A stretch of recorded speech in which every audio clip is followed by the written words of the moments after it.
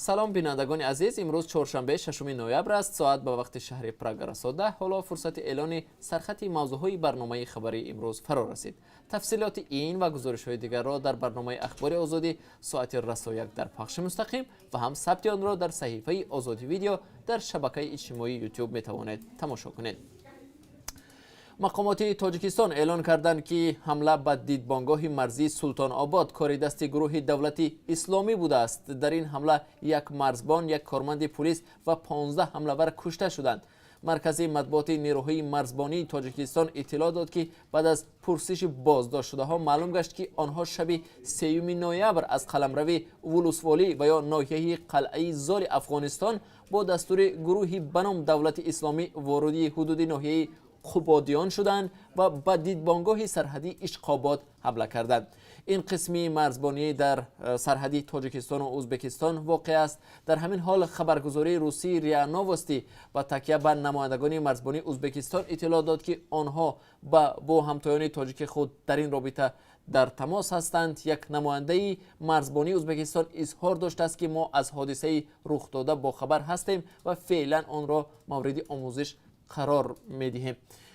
بیننده ارجمند، تفصیلات این موضوع را در برنامه اخبار به شما تقدیم خواهیم کرد و ضمناً حمله در حال به عمل آمد که پرزیدنت امامعلی رحمان در سفر به کشورهای اروپایی است. سفر رئیس جمهور امامعلی رحمان روز 5 نوامبر از شویцария آغاز یافت. در این سفر رئیس جمهور با اولی ماورر پرزیدنت کنفدراسیای شویцария و همچنان مدیران ارشد شرکت گلنکور این کشور دیدار و ملاقات داشت. بنابر گفته خدمات مطبوعات پرزیدنت تاجیکستان، سفر رئیس جمهور من بعد در فرانسه ادامه می کند. این سفر قرار است تا 12 نوامبر دوام کند. تفصیلات این سفر را نیز در برنامه اخبار برایتان خواهم گفت. دو ساکن جماعت واروخ ناحیه اسفره که 3 هفته قبل از طرف مرزبانان قرقیزستان بازداشت شده بودند، بعدی پرداختن جریمه به تاجیکستان بازگشتند. مرافعه دادگاهی آنها روز 5 نوامبر برگزار شده است. دادگاهی بادکند با اسجان بابا حسنов و دلشاد کریمов را به عبور غیرقانونی مرز گناهکار دانست و امر داد که هر دو 37,000 سامانی جریمه سپارند. هر دو در مجموع با پرداختن 74,000 سامانی جریمه آزاد شدند و عین زمان به زادگاهشان اسفره برگشتند. تفصیلات رهایی دو تاجیک از زندان قرقیزستان را در برنامه اخبار برایتان خواهیم گفت.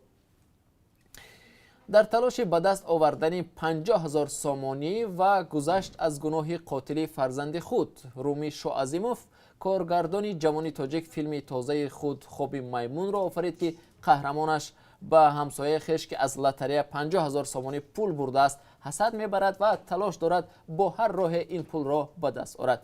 قهرمان این فیلم با چه راه 50,000 سامانی را به دست می آورد و تماشابین تاجیک این فیلم را چگونه پذیرفت؟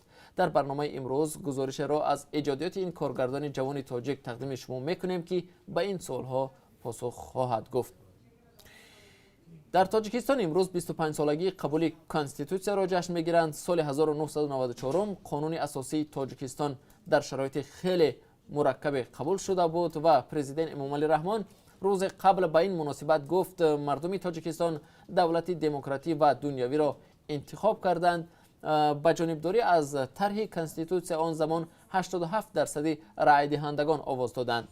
6 نوامبر بنابراین در تاجیکستان روز استراحت رسمی است. به این مناسبت قانون عفو نیز قبول شد که گفته می شود حدود 20,000 نفر محکوم شدگان و عیبدار شوندگان را در بر می گیرد. تا کنون هزارها نفر از زندانهای تاجیکستان طبق این قانون آزاد شدند.